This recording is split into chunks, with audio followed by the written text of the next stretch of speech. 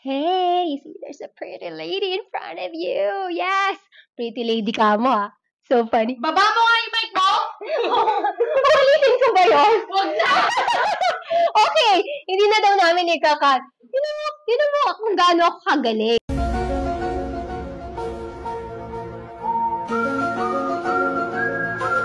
Tingnan mo! Katanga! Shopee lang yan! Tingnan mo yung gago! Yung packaging! Excited! Sabi ko kasi, inihirapan kasi ako mag-open ng bag. Baba mo nga! Nahihirapan kasi ako mag-open ng bag. So, sabi ko, hey, common sense, scissor. Sige, cut. Teka, bakit ang higpit ikat? Sabi ko, ginupit niya talaga. Yung dress, yung top niya, tingnan mo, oh. Oh, alam ko, tinatago mo yung lahat ng Shopee checkout mo tsaka mga TikTok checkout mo sa asawa mo. Oo, tinatago mo. Siyempre, para-paraan yan, di ba? By the way, you guys, eto ha, ikaw alam ko, lagi kang may kinukot-kot pag gusto mong kumain, bili ng chichirya agad. Yes, oo. Alam mo, may na-discover ako. Kasi hindi naman talaga maiwasan. Let's say, nanood ako ng movie, di ba, Netflix. Nagugutom ako. Eh, ngayon, may technique.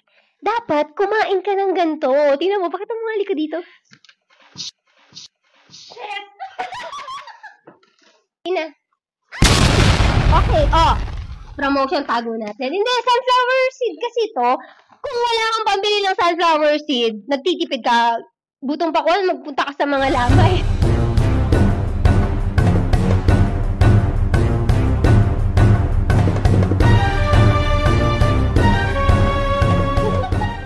Doon ka makikain. Ito nga, bibilisan ko na. Ganito siya, Oo, alam mo, napagod na ako sa pagkain. Naka-20 pa lang ako. Nawalan na ako ng ganang kumain. Diba? Ganun yun. Totoo nga, di ko siya mabuksan. Diba? Parang katulad sa mga Chinese, Korean, Japanese. Napagod ka na sa chopstick. Ang konti pa ng rice na nakain mo. Unlike tayong mga Pilipino, diba? Laki ng spoon, tapos kamay pa, ang dami-daming rice.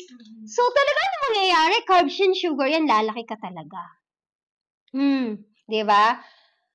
Umanap ka ng kinukot-kot, yung hirap siyang kainin. It's a sign na mag-chopstick. Yes!